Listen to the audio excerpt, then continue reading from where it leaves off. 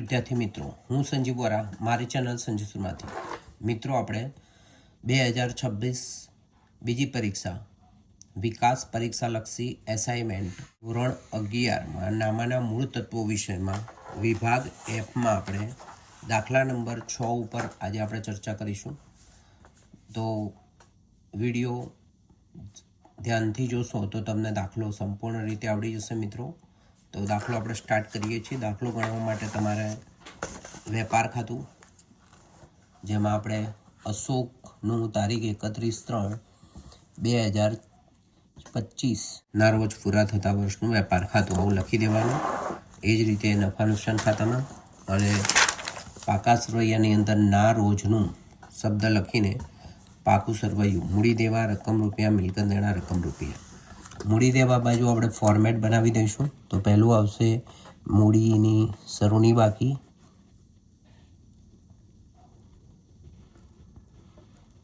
જો આપણે વધારાની મૂડી લાવ્યા હોઈએ તો વધારાની મૂડી આમાં આપણે ઉમેરીશું, પ્લસ મૂડી પર વ્યાજ. તો આપણે દાખલો ગણીએ પહેલાં આપણે ફોર્મેટ મિત્રો બનાવી દેવાનું કે જેથી કરીને દાખલો ગણવામાં તમારે આસાની રહે. આમાંથી આપણે ઉપાડ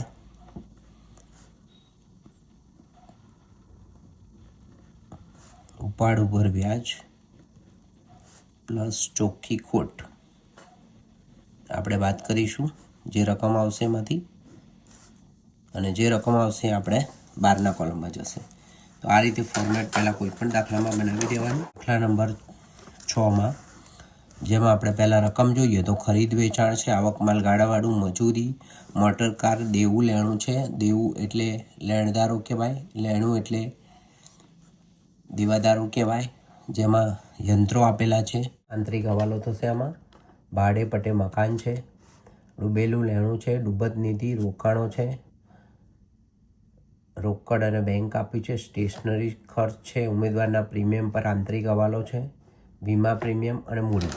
હવાલાઓ મુખ્ય જોઈશું તો યંત્રો ઉપર એક હવાલો છે આપણો. તો યંત્રો ઉપર આપણા જે યંત્રો છે એની અંદર આંતરિક હવાલો પણ છે અને મુખ્ય હવાલો પણ છે.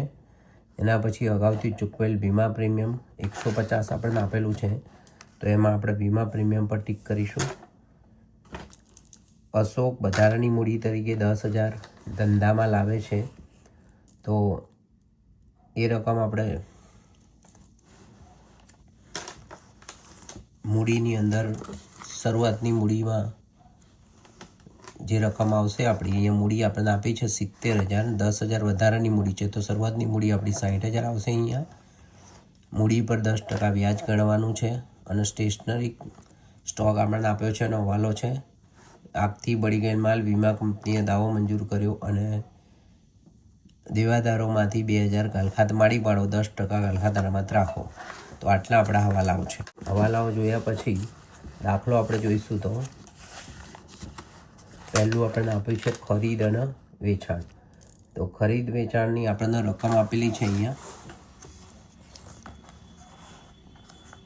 ખરીદી અને વેચાણ, તો ખરીદીની ઉધાર બાકી હોય અને વેચાણની જમા બાકી હોય.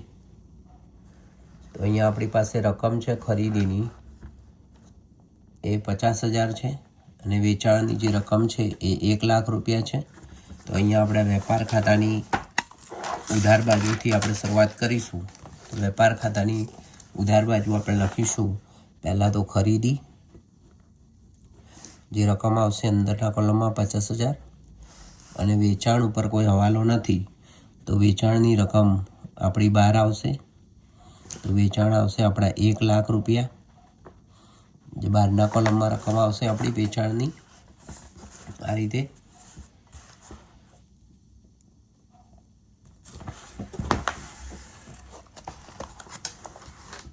એના પછી આપણને વેચાણ પછીની આપણી એન્ટ્રી છે આવક માલ ગાડા ભાડું. તો આપણને ખબર છે કે આવક માલ ગાડા ભાડું એ આપણું વેપાર ખાતાની અંદર આવશે ઉધાર બાજુ. તો આપણે વેપાર ખાતાની ઉધાર બાજુ રકમ લખીશું આવક માલ ગાડા ભાડાની.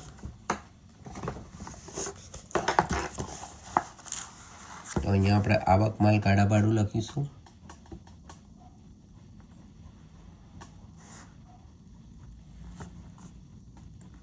જેની રકમ છે આપણે 800 રૂપિયા, તો એ અમે કોઈ હવાલો નથી, તો અમે રકમ સીધી 12ના કોલમમાં રકમ આપણી આવશે. એના પછી આપણને એન્ટ્રી આપી છે મજૂરી અને સામાન્ય અનામત. તો મજૂરીની જે એન્ટ્રી છે એમાં મજૂરી 500 રૂપિયા છે અને સામાન્ય અનામતની રકમ 10,000 છે. તો મજૂરી આપણે લખીશું વેપાર ખાતાની અંદર ઉધાર બાજુ. તો મજૂરીની રકમ 500 છે, તો અહીંયા આપણે લખીશું 500 અને સામાન્ય અનામત આપણે લખીશું મૂડી દેવા બાજુ પાકા સરૈયામાં. તો અહીંયા આપણે લખીશું સામાન્ય અનામત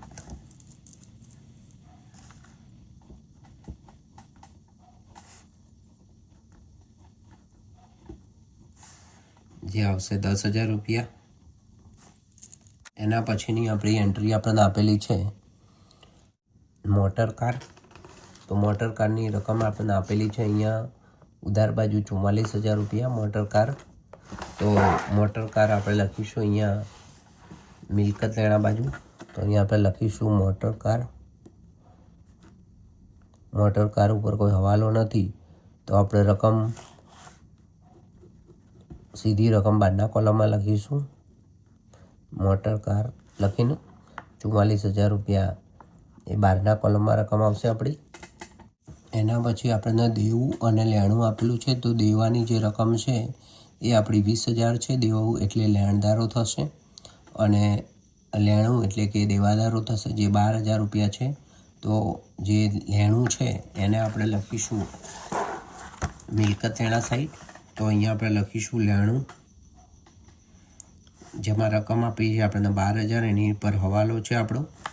તો અહીંયા આપણને હવાલા નંબર 6 આપેલો જ છે કે દેવાદારોમાંથી 2,000 કાલખાદ અને 10% ખાતા અનામત રાખો. તો એ આપણો હવાલો આપણે દેવાદારો ઉપર અસર આવશે એની હવાલાની.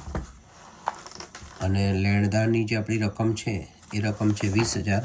તો એ દેવું થશે, એમાં કોઈ હવાલો નથી, તો રકમ આપણે 12ના કોલમમાં લખીશું દેવાની. તો અહીંયા દેવું કરીને રકમ આપણે 20,000 રૂપિયા 12ના કોલમમાં લખીશું. એના પછી આપણને આપેલા છે યંત્રો. યંત્રોમાં લખ્યું છે 1/10/24ના રોજ 10,000નો વધારો થાય છે અને એમાં રકમ આપણને આપી છે 60,000. એનો મતલબ એમ થયો કે 1/10/2024ના રોજ 10,000 છે, તો 1/4/2024ના રોજ યંત્રોની શરૂઆતની બાકી આપણી 50,000 હશે, જેમાં 10,000નો વધારો એટલે 60,000 છે.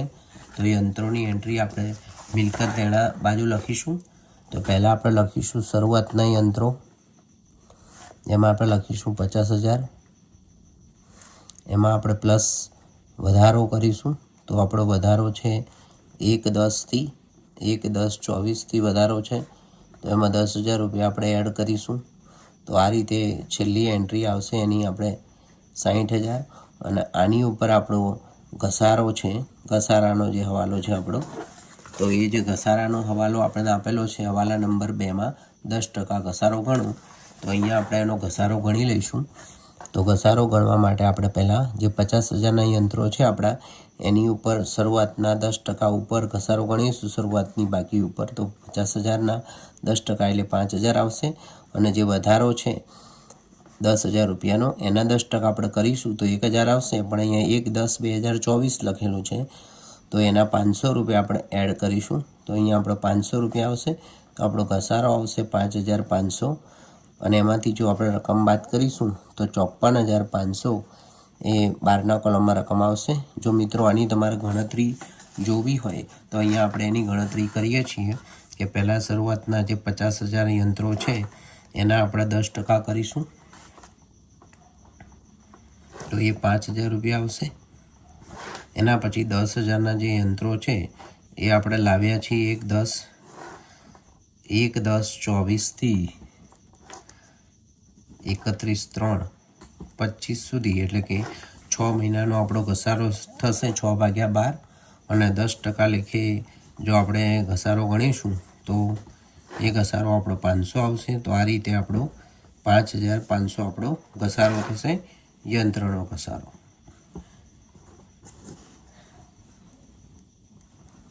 ઘસારાની આપણે બીજી અસર આપીશું નફા નુકસાન ખાતાની ઉધાર બાજુ. તો અહીંયા આપણે લખીશું યંત્રોનો ઘસારો.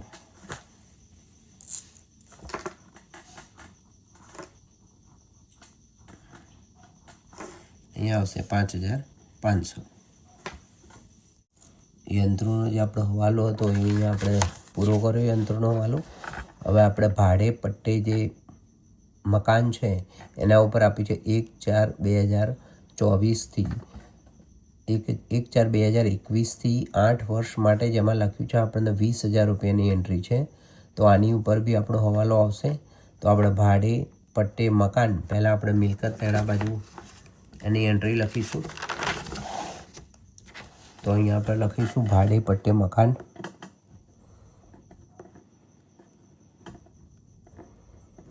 એમાં કૌંસમાં આપણે લખીશું 1/4/21થી 8 વર્ષ માટે.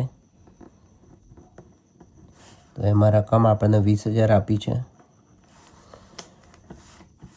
આમાંથી આપણે ભાડા પટ્ટો માડી વાળીશું. તો અહીંયા આપણે લખીશું માડી વાળેલ ભાડા પટ્ટો.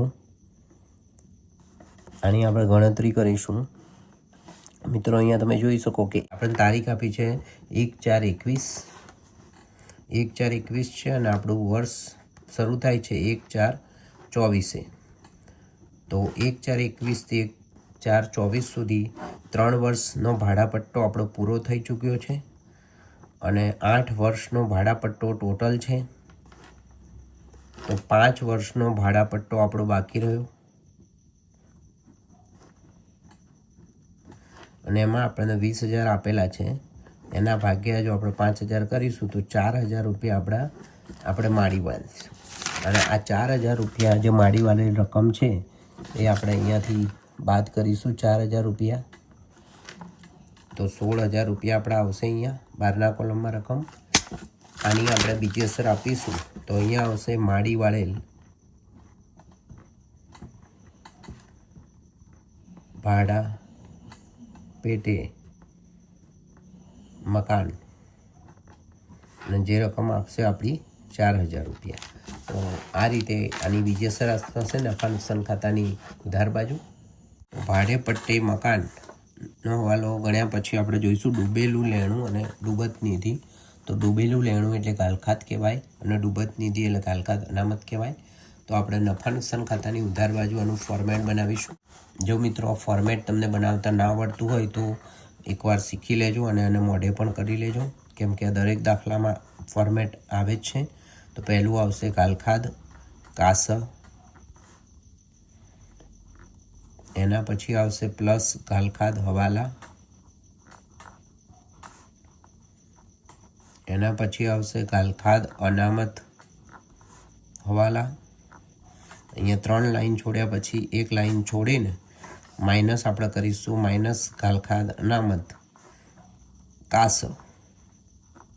અહીંયા કાસ એટલે કાચું સરવાયું હોય એટલે હવાલાની એન્ટ્રી આવશે આપણી અને જે ફાઇનલ એન્ટ્રી આવશે એ બહાર જશે. તો અહીંયા આપણી પાસે ડૂબેલા લેણાની આપણને રકમ આપેલી છે 5,000 છે અને ડૂબત નિધિ એટલે કે ગાલખાત અનામતની એન્ટ્રી આપણી પાસે 3,000 છે. તો ડૂબેલું લેણું કાચા સરવૈયામાં આપણે 5,000 આપેલું છે તો એ ગાલખાત કાચા સરવૈયાનું કહેવાય અને ગાલખાત અનામત ડૂબત નિધિ આપણું 3,000 છે જે કાચા સરવૈયામાં આપ્યું છે તો એ 3,000 છે. તો આ રીતે આપણે ડૂબેલું લેણું અને ડૂબત નિધિની એન્ટ્રી સોલ્વ કરીશું. આમાં કંઈ તમને ડિફિકલ્ટી હોય તો તમે મને કોમેન્ટ બોક્સમાં કોમેન્ટ કરી શકો છો મિત્રો. અને મારા વિડીયોને લાઇક કરો, શેર કરો, સબસ્ક્રાઈબ કરો કે જેથી કરીને તમને આવા નામાના અગત્યના જે મુદ્દાઓ છે એ તમને શીખવા મળે અને આવા અગત્યના દાખલાઓ પણ તમને શીખવા મળે. તો એના પછીની એન્ટ્રી છે આપણી રોકાણો. રોકાણોમાં આપણને આપેલા છે 10,000. તો એ આપણે મિલકત લેણા બાજુ લખીશું રોકાણોની એન્ટ્રી. તો અહીંયા આપણે લખીશું રોકાણો.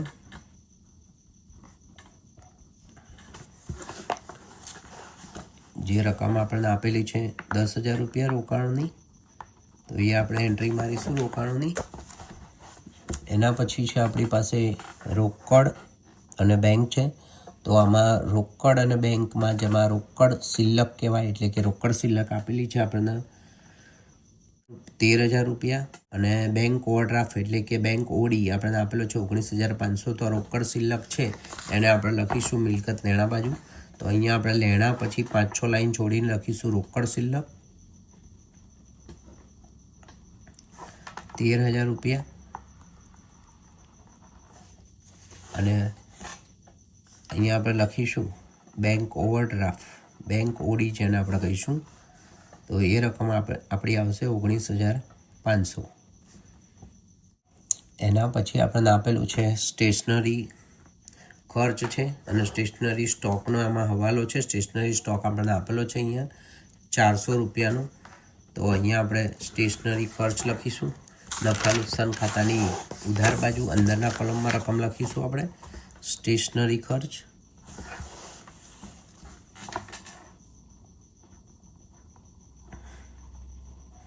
સ્ટેશનરી ખર્ચની રકમ આપણી આપેલી છે 1,000 રૂપિયા, અને એમાંથી આપણે સ્ટેશનરી સ્ટોકનો જે હવાલો છે એ વાત કરીશું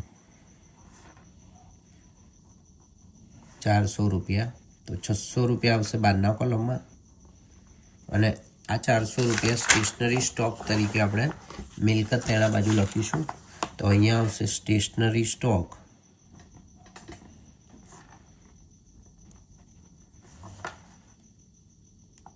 400 રૂપિયા. તો અહીંયા આપણો જે હવાલો હતો, હવાલા નંબર 4નો લાસ્ટ પોઈન્ટ એ આપણે સોલ્વ કરી દીધો છે અહીંયા. તો સ્ટેશનરી ખર્ચનો હવાલો આપણો અહીંયા પૂરો થઈ ચૂક્યો છે. એના પછી છે ઉમેદવારનું પ્રીમિયમ. મિત્રો ખાસ ધ્યાન રાખજો, ઉમેદવારનું પ્રીમિયમ રકમ આપણને જમા બાજુ આપ્યા છે 2,000, કૌંસમાં રકમ લખેલું છે 1/10/2024થી 2 વર્ષ માટે લખ્યું છે, મતલબ આંતરિક હવાલો કહેવાય આપણો. તો આંતરિક હવાલાની અંદર આપણાને સોલ્યુશનમાં લઈશું. ઉમેદવારનું પ્રીમિયમ હંમેશા નફા નુકસાન ખાતાની જમા બાજુ આવશે અંદરના કોલમમાં. નફા નુકસાન ખાતાની જમા બાજુ લખીશું પહેલાં ઉમેદવારનું પ્રીમિયમ, કેમ કે ઘણા બધા મિત્રોને ખબર નથી હોતી કે ઉમેદવારનું પ્રીમિયમ ક્યાં લખવું. યુટ્યુબમાં પણ ઘણા બધા મિત્રોએ આમાં ભૂલ કરેલી છે. તો એનું ખાસ ધ્યાન રાખવું કે ઉમેદવારનું પ્રીમિયમ એ આવશે નફા નુકસાન ખાતાની જમા બાજુ. ઉમેદવારનું પ્રીમિયમ, અને એની ઉમેદવારનું જે પ્રીમિયમ છે એની રકમ અંદરના કોલમમાં આવશે અહીંયા 2,000 રૂપિયા અંદરના કોલમમાં લખીશું. અને અહીંયા આપણને તારીખ આપેલી છે કે જે ઉમેદવારનું પ્રીમિયમ છે એમાં 1/10/2024થી 2 વર્ષ માટે છે. તો અહીંયા આપણે 1/10/2024થી 2 વર્ષ માટે લખીશું આપણે. તો 1/10/2024થી 31/3/2025 એ આપણા 6 મહિના થશે, જે આપણું વર્ષ છે 6 મહિનાનું એ પૂરું થશે. અને એના પછી 1.5 વર્ષનો સમયગાળો બાકી રહેશે. તો 2,000માંથી આપણે 1,000 રૂપિયા 1 વર્ષના થશે, અને અડધા વર્ષના 500 રૂપિયા થશે. તો 1,500 રૂપિયા એ અગાઉથી આપણને મળેલું કહેવાય. તો અહીંયા આપણે વાત કરીશું અગાઉથી મળેલ 1,500 રૂપિયા. તો 500 રૂપિયા આવશે બહારના કોલમમાં, અને અગાઉથી મળેલ છે એની બીજી અસર આવશે મૂડી દેવા બાજુ.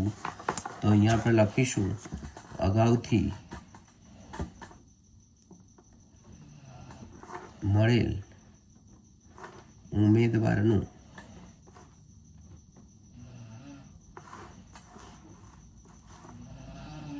વીમા પ્રીમિયમ, અને રકમ 1,500 રૂપિયા આપણે અહીંયા મૂડી દેવા બાજુ લખી દઈશું. તો અહીંયા આપણે ઉમેદવારના પ્રીમિયમનો જે હવાલો તો એ પૂરો કર્યો. એના પછી વીમા પ્રીમિયમ છે. તો વીમા પ્રીમિયમ નફા નુકસાન ખાતાની ઉધાર બાજુ લખીશું. એમાં અગાઉથી ચૂકવેલ વીમા પ્રીમિયમ 3જા નંબરનો હવાલો છે આપણો. તો એ પણ અસર આપણે આપી દઈશું. તો વીમા પ્રીમિયમ આપણું આવશે નફા નુકસાન ખાતાની ઉધાર બાજુ. અહીંયા લખીશું આપણે વીમા પ્રીમિયમ.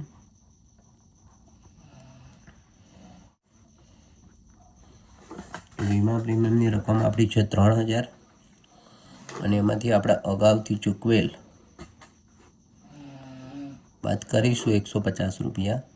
તો એ આવશે 2,850 રૂપિયા. અને અગાઉથી જે ચૂકવેલ છે એની જો આપણે બીજી અસર આપીશું તો એ આવશે મિલકત લેણા બાજુ પાકા સરવૈયામાં. તો અહીંયા આપણે લખીશું અગાઉથી ચૂકવેલ વીમા પ્રીમિયમ અને એ રકમ આપશે આપણી 150 રૂપિયા.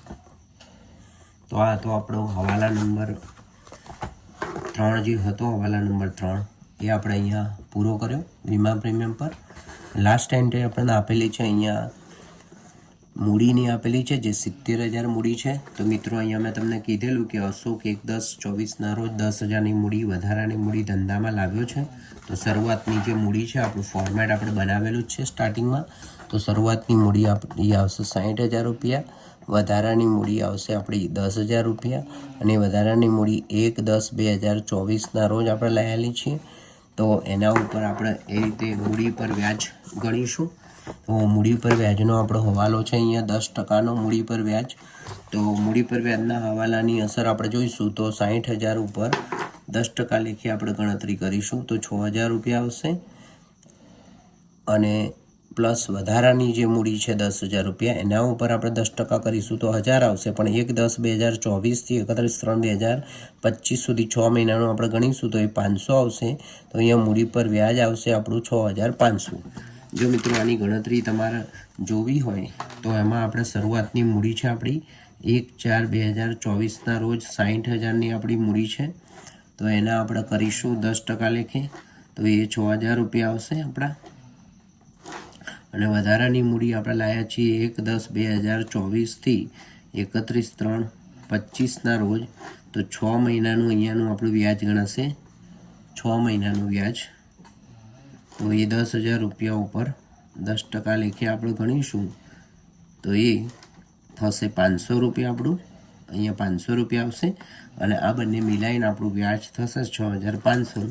અને એની આપણે અસર આપીશું મૂડી દેવા બાજુ. અહીંયા આપણે લખીશું મૂડી ઉપર વ્યાજ અને બીજી અસર આપણે આપીશું નફા નુકસાન ખાતાની ઉધાર બાજુ. અહીંયા આપણે લખીશું મૂડી ઉપર વ્યાજ જે રકમ આવશે આપણી 6,500. તો આ હતો આપણો બીજા નંબરનો જે હવાલો હતો આપણો એ અહીંયા આપણે હવાલો પૂરો કર્યો. તો મિત્રો આપણે હવાલા નંબર 2, 3, 4 અહીંયા આપણે પૂરા કરી ચૂક્યા છીએ. પહેલો હવાલો છે આખર સ્ટોક 16,800. તો આખર સ્ટોકની બે અસર મિત્રો તમને આવડવી જોઈએ. એક અસર આવશે વેપાર ખાતાની જમા બાજુ આખર સ્ટોક અને એની બીજી અસર આવશે મિલકત લેણા બાજુ આપણે કરીશું જેની રકમ આપણને આપેલી છે 16,800 રૂપિયા. તો અહીંયા આપણે 16,800 રૂપિયા લખીશું અને બીજી અસર આપણે એની આપીશું અહીંયા મિલકત લેણા બાજુ આખર સ્ટોક 16,800. તો આ હવાલો હતો આપણો હવાલા નંબર 1. આગળ આપણે જોઈએ તો હવાલા નંબર 1, 2, 3, 4 આપણા પૂરા થઈ ગયા છે. પાંચમો હવાલો છે આપણો 10,000નો માલ આગથી બળી ગયો જેનો વીમા કંપનીએ 60% દાવો મંજૂર કર્યો. તો અહીંયા 10,000નો માલ આપણો આગથી બળી ગયો છે. તો આને અન્ય રીતે આપણે માલ કહેવાય જે આપણે ખરીદીમાંથી બાદ કરીશું અને 10,000ના આપણે 60% કરીશું તો 6,000 રૂપિયા આવશે જે વીમા કંપની તરફથી આપણને રકમ મળેલી છે. તો એ એન્ટ્રી આપણી આવશે મિલકત લેણા બાજુ. તો અહીંયા આપણે લખીશું વીમા કંપની. અહીંયા આપણે લખીશું 6,000 રૂપિયા. લખ્યા પછી આપણી આ જે ખરીદી છે એમાંથી આપણે અન્ય રીતે ગયેલ માલ તરીકે આગથી બળી ગયેલ માલ એ બાદ કરીશું. તો આગથી બળી ગયેલ માલ અન્ય રીતે ગયેલ માલ આમાંથી આપણે વાત કરીશું. આગથી બળી ગયેલ માલ અન્ય રીતે ગયેલ માલ તરીકે 10,000 રૂપિયા આપણે આમાંથી બાદ કરીશું તો 40,000 રૂપિયા આવશે આપણા. હવે આ 40,000 રૂપિયા જે છે એમાં આપણે 60%નો જે આપણો દાવો હતો એ મંજૂર કર્યો તો એમાંથી આપણે 6,000 રૂપિયા 10,000ના 60%ના 6,000 રૂપિયા જે વીમા કંપનીના આપણે મિલકત લેણા બાજુ લખ્યા છે બાદ કરીશું 10,000માંથી 6,000. તો તો નુકસાન આપણું થશે, તો એ નુકસાન આવશે નફા નુકસાન ખાતાની ઉધાર બાજુ આગથી થયેલ નુકસાન તરીકે, અને રકમ આવશે આપણી 4,000. આ 4,000 કેવી રીતે આવ્યા મિત્રો? તો અહીંયા તમારે 10,000 માઇનસ 6,000, કે જેથી કરીને તમને કમ્પ્લીટ ખબર પડે કે આ કઈ રીતે 4,000 આપણા આવેલા છે. તો 10,000માંથી 6,000 આપણે બાદ કરીશું વીમા કંપનીના. હવે આપણો છેલ્લો હવાલો છે દેવાદારોમાંથી 2,000 ઘાલખાત માડીવાળો, એટલે કે આ ઘાલખાત હવાલાની થશે અને 10% ઘાલખાત અનામત રાખો. તો આ હવાલો આપણો દેવાદારો ઉપર આપણે સોલ્વ કરીશું. તો દેવાદારોમાંથી રકમ આપણે વાત કરીશું, ઘાલખાત અનામતની રકમ અને ઘાલખાતની રકમ. તો પહેલાં આપણે ઘાલખાત બાદ કરીશું, ઘાલખાત હવાલા તરીકે 2,000 રૂપિયાની. તો 10,000 રૂપિયા આપણા આવશે અને એમાંથી આપણે ઘાલખાત અનામત 10% આપણને આપેલા જ છે. તો 10% ઘાલખાત અનામત 10,000ના 10% તો 1,000 આવશે. તો 9,000 રૂપિયા આવશે બહારના કોલમમાં રકમ. તો આ બંને હવાલાની છે, કેમ કે હવાલામાંથી આપણને એની એન્ટ્રી મળેલી છે. તો નફા નુકસાન ખાતાની ઉધાર બાજુ આપણી જે ઘાલખાતનું જે ફોર્મેટ હતું મિત્રો, એની અંદર આપણે અહીંયા લખીશું 2,000 રૂપિયા ઘાલખાતમાં અને ઘાલખાત અનામતની અંદર લખીશું આપણે 1,000. તો આનું ટોટલ થશે 8,000. 8,000માંથી આપણે 3,000 બાદ કરીશું તો ફાઇનલ એન્ટ્રી એની આવશે 5,000 રૂપિયા. તો અહીંયા બીજો કોઈ હવાલો આપણો બાકી રહેતો નથી, બધા જ હવાલા આપણા પૂરા થઈ ચૂક્યા છીએ. અહીંયા આપણે યંત્રો ઉપર જે હવાલો હતો એની અસર આપણે આપી દીધી છે, યંત્રનો ઘસારા તરીકેની. એના પછી ભાડા પટ્ટાના મકાનની અસર આપણને આપી દીધી છે આપણે. એના પછી ઉમેદવારનું પ્રીમિયમ છે એની પણ આપણે એન્ટ્રી અહીંયા કરી દીધેલી છે એન્ટ્રી. અને ભાડું બાકી છે આપણું, તો ભાડું અહીંયા આપણે લખીશું નફા નુકસાન ખાતાની ઉધાર બાજુ ભાડું.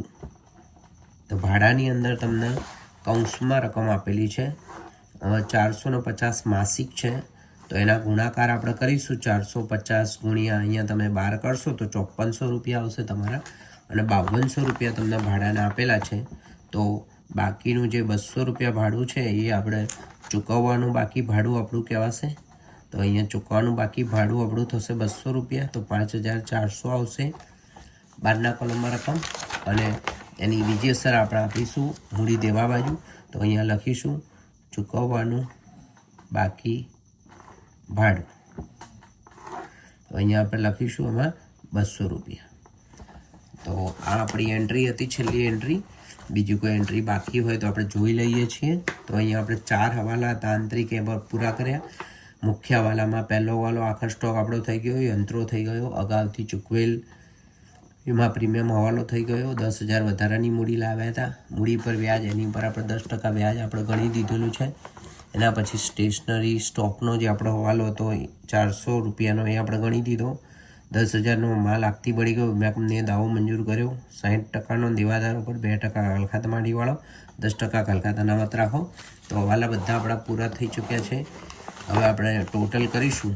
તો પહેલાં વેપાર ખાતાની જમા બાજુનું આપણે ટોટલ કરીશું, કેમ કે ઉધાર બાજુ રકમ આપણને ઓછી છે. તો 1,00,000 પ્લસ 16,800 આપણે કરીશું તો આવશે 1,16,800 રૂપિયા. અને એ જ રકમ આપણે અહીંયા ઉધાર બાજુ લખીશું 1,16,800 રૂપિયા. અને એમાંથી આપણે ઉધાર બાજુની એન્ટ્રી જો આપણે બાદ કરીશું મિત્રો, કેલ્સીથી તમે બાદ બાકી કરશો તો 75,500 આવશે, જેને આપણે કહીશું કાચો નફો. કૌંસમાં આપણે લખીશું નફા નુકસાન ખાતે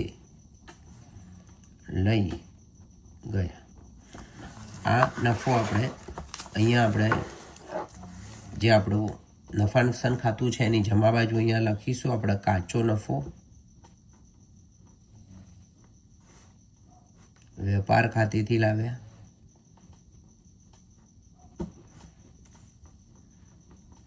તો અહીંયા 75,500 રૂપિયા આપણી રકમ આવશે. હવે આપણા જમા બાજુનું ટોટલ કરીશું 75,500 પ્લસ 500, તો આપણું ટોટલ આવશે 76,000 રૂપિયા.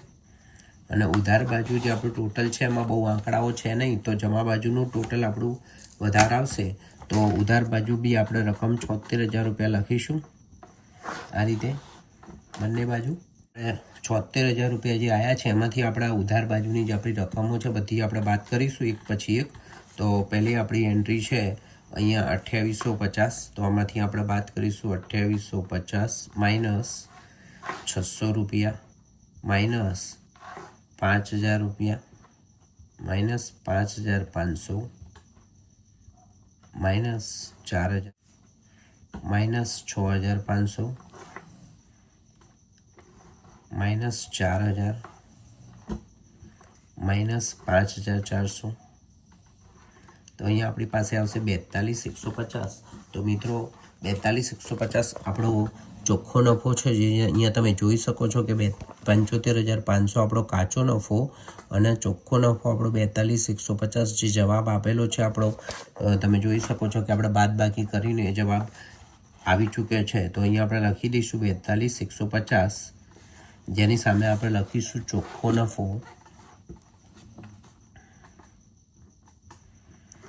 મૂડી ખાતે લઈ ગયા.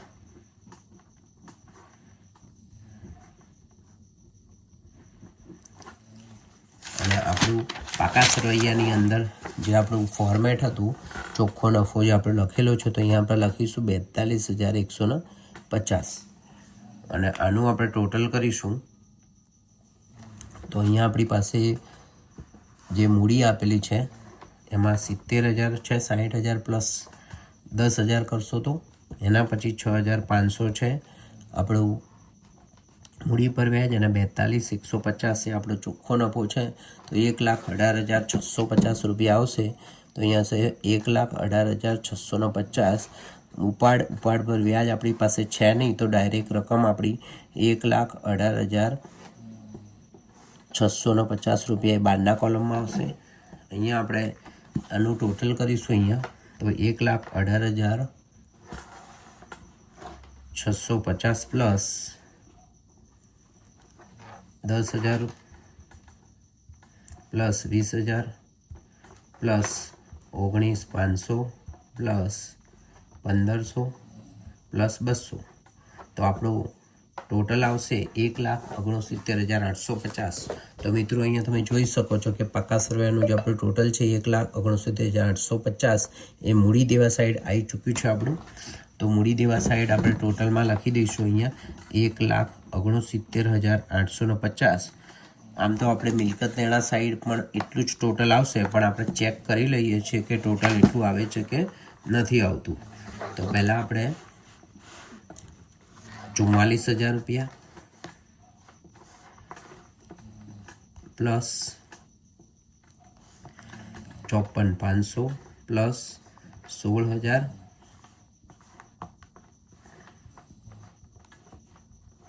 પ્લસ 10,000 રોકાણોના પ્લસ 1,000, એના પછી આવશે 9,000 પ્લસ 13,000 પ્લસ 550, આ 400 અને 150નું ટોટલ આપણે કરી દીધું, પ્લસ 16,800 પ્લસ 6,000. તો અહીંયા તમે મિત્રો જોઈ શકો છો કે 1,69,850 આપણો જે જવાબ છે એ મિલકત લેણા સાઈડ આપણો આવી ચૂક્યો છે. તો અહીંયા આપણે મિલકત લેણા સાઈડ લખી દઈશું 1,69,850. તો મિત્રો જો તમને મારો વિડીયો ગમ્યો હોય અને દાખલામાં તમને સમજ પડી ગઈ હોય, કંઈ પણ ના સમજ પડી હોય, તો તમે મને કોમેન્ટ બોક્સમાં કોમેન્ટ કરી શકો છો. કંઈ ના સમજ પડી હોય તો તમે મને પૂછી શકો છો. મારો વોટ્સઅપ નંબર છે 9879440737. તો મિત્રો આવા જ દાખલાઓ સમજવા માટે, આવા જ દાખલાઓ ગણવા માટે અને આ રીતે પરફેક્ટ રીતે ગણવા માટે પણ ભૂલ વગર, તો એના માટે મારી ચેનલ સંજીવ સરને લાઈક કરો, શેર કરો, સબસ્ક્રાઈબ કરો, કે જેથી કરીને મારા તમામ વિડીયો તમને મળતા રહે. અને આપણે વાર્ષિક પરીક્ષાનું પણ એસાઇનમેન્ટ સૌથી પહેલાં લાવીશું. તો થેન્ક યુ વિદ્યાર્થી મિત્રો, જોડાયેલા રહો મારી સાથે.